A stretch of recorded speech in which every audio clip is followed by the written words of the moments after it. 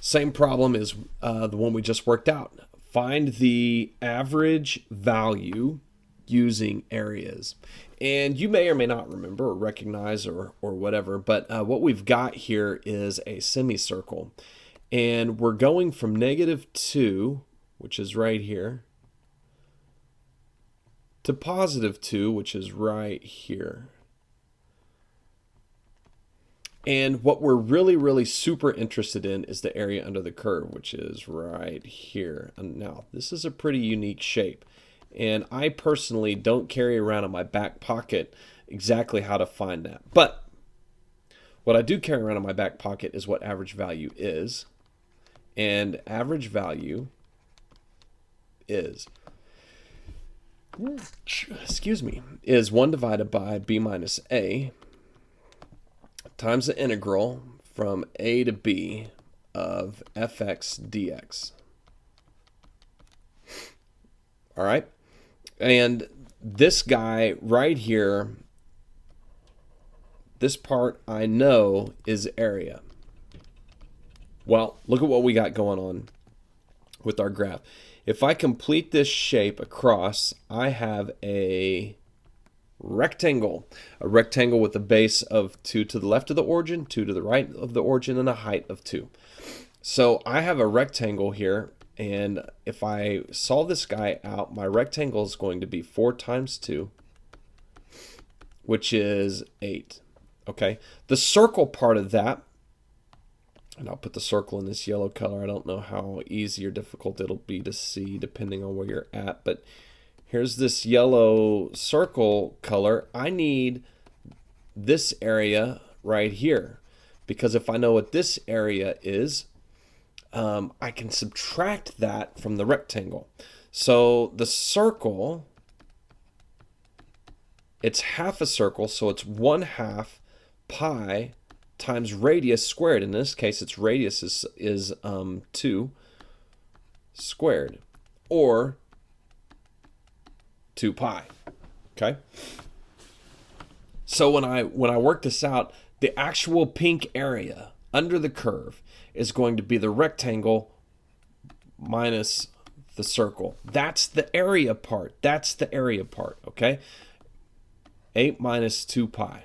Now, the average value then, the average value means that I'm going to take where I stop minus where I start. So 1 divided by 2 minus -2 times the area that I just discovered, which is 8 minus 2 pi. Now, you cannot put 8 and 2 pi together. They are very different, okay? And so just leave it like this. And then 2 plus 2 is 4. So I have 8 minus 2 pi over 4. Now, that's a great answer, and if you want to leave it there, I'm totally happy. However, some of you are going to see that there's a 2 in all 3 places. And since there's a 2 in all 3 places, I can take a 2 out of all 3 places, and I end up with a 4 minus pi over 2 situation, just like this. And there you go. That's the area that's left under the curve, and then we find the average value of that. And I know for some of you guys, you want to put a decimal in there, and that's fine too, but a decimal in this situation is an approximation, whereas 4 minus pi divided by 2 is an exact real number. Okay, we're going to have a series of problems here, the next 4 problems or so. And what we're going to do is we're actually going to use the antiderivative to find the definite integral. So remember, the antiderivative means we're going to go backwards. We're going to find some capital function at b minus some capital F function at a. And that's going to be the integral from a to b of little f of x dx. So what's going on here? Just ask yourself, the derivative of what is e to the x? Okay, if y prime equals e to the x, what does y equal? And we love this because y equals e to the x. And so what we're going to do is we're going to take e to the x and we're going to evaluate it from -2 to 9. And this is your calculus part right here. And this is your calculus notation. So what do? We do f of b e to the ninth minus f of a e to the negative 2. Hey, you're done. You don't like that answer? Okay, do this one. E to the ninth minus 1 over e squared. Why?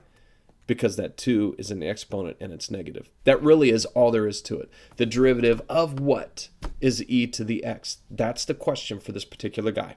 And then it's stop minus start, which we've been doing since August. Okay, so there you go. Practice this one. Maybe you pause the video right now and you try this again on your own. See if you can get the same answer. But for these next few questions, the point of emphasis, your focus needs to be the derivative of what thing gives me the function that I'm taking the integral of.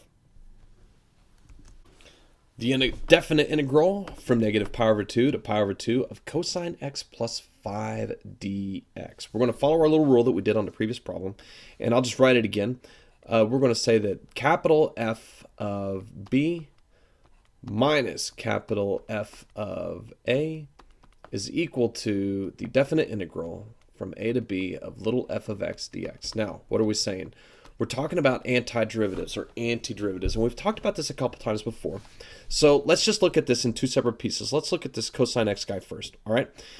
If I tell you that y prime is cosine x, what do you tell me that y is? That's the question. The derivative of what thing is cosine x? In this case, it's going to be sine. All right. The derivative of what thing is 5? So what function can we take the derivative of to get to 5? What function can we take the derivative of to get to 5? And that's going to be 5x. So how do we solve this problem? Well, we're going to take sine x plus 5x, and we're going to evaluate it from negative pi over 2 to pi over 2. Now, this answer is liable to look a little bit on the weird side, okay? But that's all right. So we stop at pi over 2. I'm going to do sine of pi over 2 plus 5 times pi over 2, okay? Minus, and then I'm going to do the negative, where I started, okay? The sine of negative pi over 2, all right, plus 5 times negative pi over 2.